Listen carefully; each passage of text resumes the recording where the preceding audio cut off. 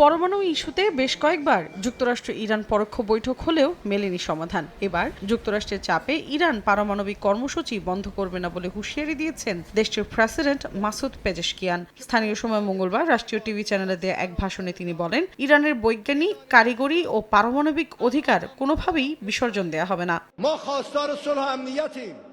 আমরা শান্তি ও নিরাপত্তা চাই। আমরা পারমাণবিক অস্ত্র খুঁজছি না। যারা দাবি করে যে আমরা পারমাণবিক অস্ত্র এবং ব্যাপক ধ্বংসযজ্ঞ খুঁজছি, তারাই এই অঞ্চলে ধ্বংসযজ্ঞের মাধ্যমে ভয় দেখাচ্ছে।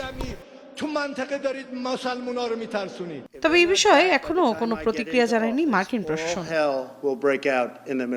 এর আগে সোমবার এক জ্যেষ্ঠ ইরানি কূটনীতিক বার্তা সংস্থা রয়টার্সকে জানান, যুক্তরাষ্ট্রের নতুন পরমাণু চুক্তির প্রস্তাব প্রত্যাখ্যান করতে যাচ্ছে ইরান, কারণ এতে তেহরানের স্বার্থ উপেক্ষা করা হয়েছে। এটি অগ্রহণযোগ্য ও ব্যর্থ বলে উল্লেখ করেন ওই কূটনীতিক। এখানেই শেষ নয়, ইউরেনিয়াম সমৃদ্ধকরণ বিষয়ে ওয়াশিংটনের কঠোর অবস্থান পরিবর্তনের কোনো ইঙ্গিত নেই বলেও জানান তিনি।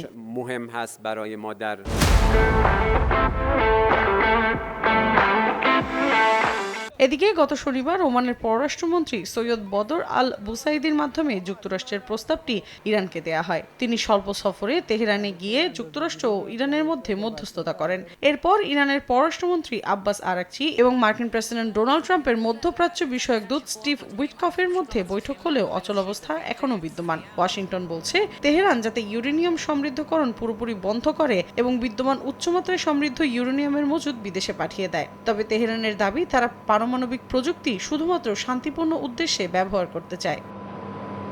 মৌসুমী সাথী, সময় সংবাদ।